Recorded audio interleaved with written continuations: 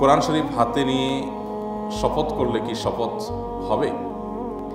আমাদের দেশে অনেকে কোরআন ছুঁয়ে শপথ করি আমরা, না? কোরআনে হাত রেখে কসম করি। তো কোরআন ছুঁয়ে, কোরআন ধরে, কোরআনে হাত রেখে শপথ করলে শপথ হবে কিনা, এবং এই শপথ হলে তার কাফারা দিতে হবে কিনা? এর উত্তর হলো যে শপথের একমাত্র বিশুদ্ধ ফরম্যাট হলো আল্লাহর নামে শপথ করা। আল্লাহর নামে শপথ ছাড়া শপথের আর কোনো বিশুদ্ধ ফরম্যাট ইসলামে নাই। নবী করিম সাল্লাল্লাহু আলাইহি ওয়াসাল্লাম বলেছেন, মান আরাদা আন ইয়াহলিফা ফালইয়াহলিফ বিল্লাহি আও লিয়াসমুত। যে শপথ করতে চায় সে আল্লাহর নামে শপথ করবে, আর না হয় সে চুপ থাকবে, অন্য কারোর নামে শপথ করতে পারবে না। তো এই জন্য আল্লাহর নামে আমাদেরকে শপথ করতে হবে।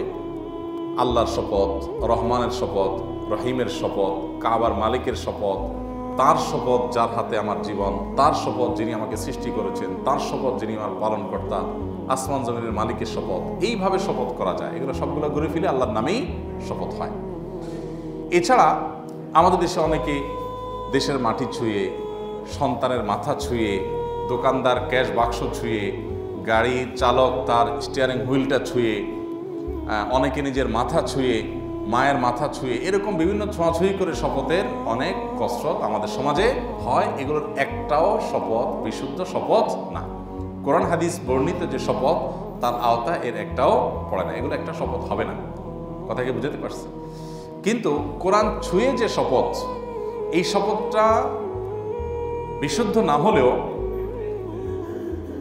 অনেক উলামায়ে কেরামের মতে এই শপথটা করলে কেউ সেটা রক্ষা করতে হবে, অন্যথায় কাফারা দিতে হবে। কিন্তু এই পদ্ধতিটা সঠিক না। ভুল পদ্ধতিতে করা সত্ত্বেও যদি কেউ করে ফেলে তাহলে তাকে এই শপথ রক্ষা করতে হবে, আদারওয়াইজ তাকে কাফারা দিতে হবে। এই শপথটাও সঠিক না কেন?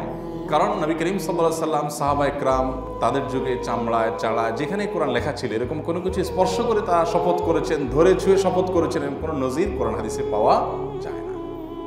এই জন্য এরকম ধরে শপথ করা, কোনো বই, কোরআনের আয়াত, শপথ, ছুঁয়ে শপথ করা, ধরে শপথ করা, এরকম কোনো নজির ইসলামে নাই, কোরআন হাদিসে নাই। এটা কোনো সঠিক শুদ্ধ শপথ না। আল্লাহর কালাম এটা আল্লাহর সিফত, অতএব সেটার শপথ হতে পারে।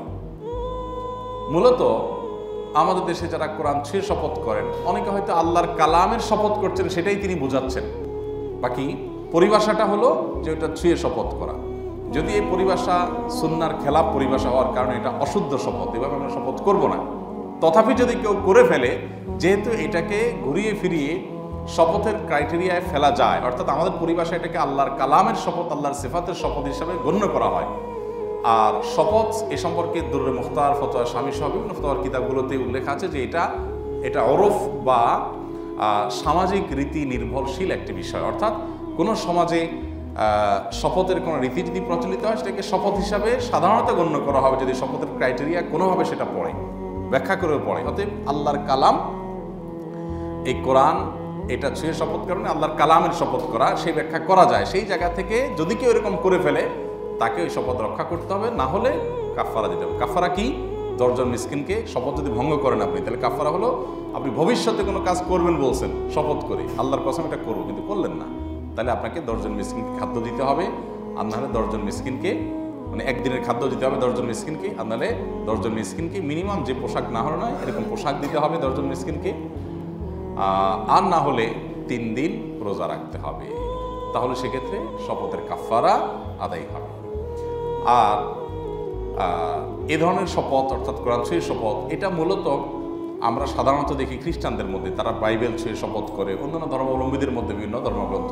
এটা যে বা যারাই চালুক করুক না কেন, এই ব্যাপারে নিশ্চিত যে এটা কোনো ইসলামের পদ্ধতি, শপথের পদ্ধতি না। বিধান আমরা অ্যাভয়েড করব, আমরা মুখে শপথ করব। আমাদের দেশে সাধারণত মানে বিষয়টাকে ওয়েটফুল করার জন্য, বিষয়টাকে খুব বেশি গুরুত্ব বোঝানোর জন্য আমরা মুখে শপথ করলে মনে হয় যে না, শপথটা মনে হয় একটু আদা আদা আছে, এই জন্য কোরআন ছয়।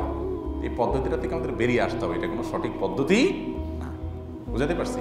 যদি এ বিষয়ে শেখ মোহাম্মদ সাল্লাহ মজিদ হাফিজাহুল্লাহ, শেখ ইবনে উসাইমিন রহমতুল্লাহ, ওনাদের মত হলো যে কোরআন ছুঁয়ে শপথ করলেও কাফারা দিতে হবে না, কিন্তু দেওয়ার মতটাই নিরাপদ এবং আমার কাছে অধিকতর যুক্তিযুক্ত এবং বিশুদ্ধ মনে হয়। তো আমরা এটা অ্যাভয়েড করবো ইনশাআল্লাহ। আজকাল বিশেষ করে আমাদের স্কুল কলেজের বন্ধুদের মধ্যে, শিক্ষার্থীদের মধ্যে কিরে কাওয়া, কিরা কসম, ওই একই জিনিস, এগুলার প্রবণতা অনেক বেশি। আল্লাহর কিরা, অমুকের কিরা, তমুকের কিরা, সারাদিন পোলাপানি কথায় কথায় কিরা খায়।